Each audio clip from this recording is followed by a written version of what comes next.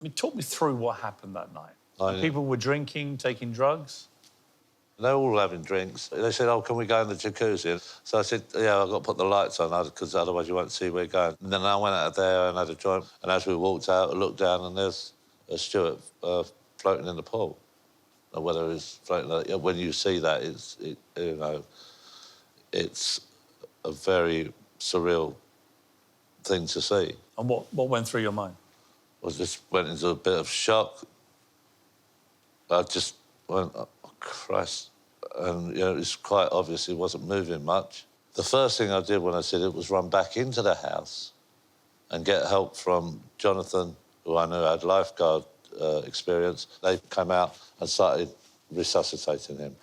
I ran back... this is something I want to clear up. I did not flee the house. I did not flee and suggest I was running away.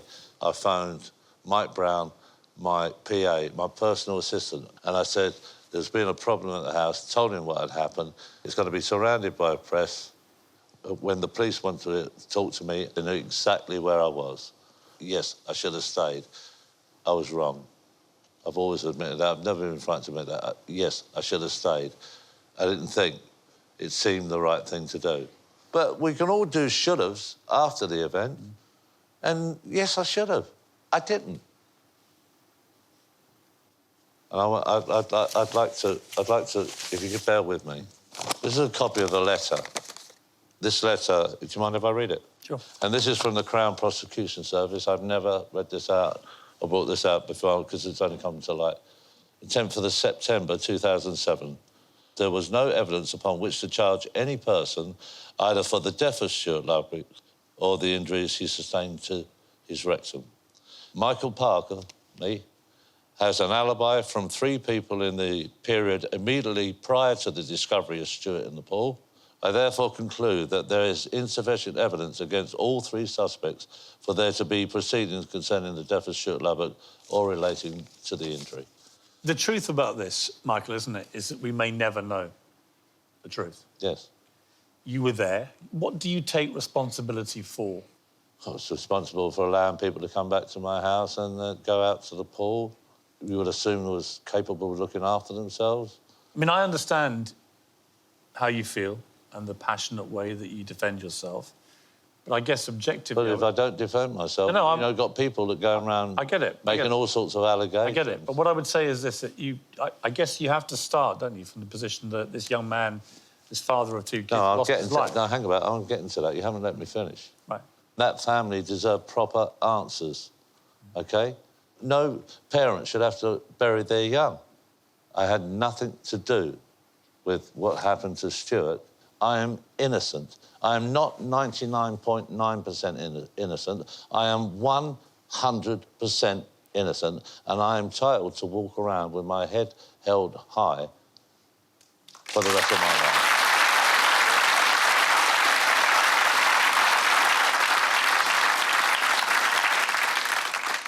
But let me ask you this, Michael. How do you think Stuart died? I think he drowned.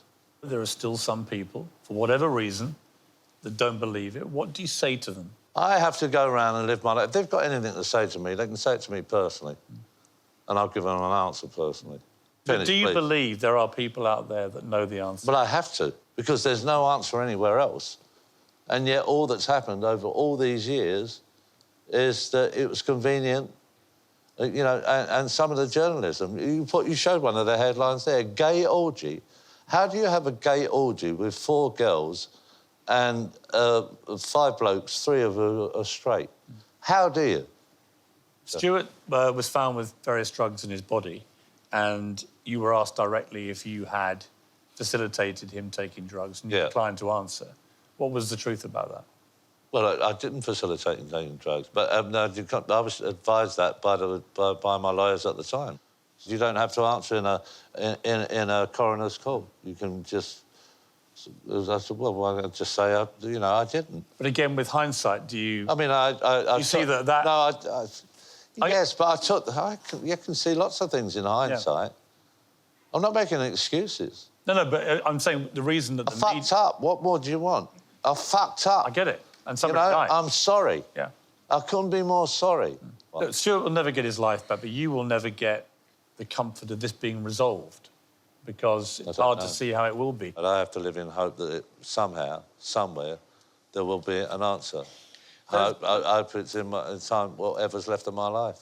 You went into rehab after this. Everything has gone, really, and now your career's gone. You're accused of being responsible for someone's death. What was it like for you as you sat in rehab, trying to get your head around what had happened to your life? Well, I just wanted it over. I tried taking my life. Obviously didn't do it very well. I'm here. But how did you try to do that? Tablets. And take a lot? Yeah. And a young copper got me to the hospital. And he left me and got me secure, and then I pulled all the wires out from me and I went wandering off into the streets again.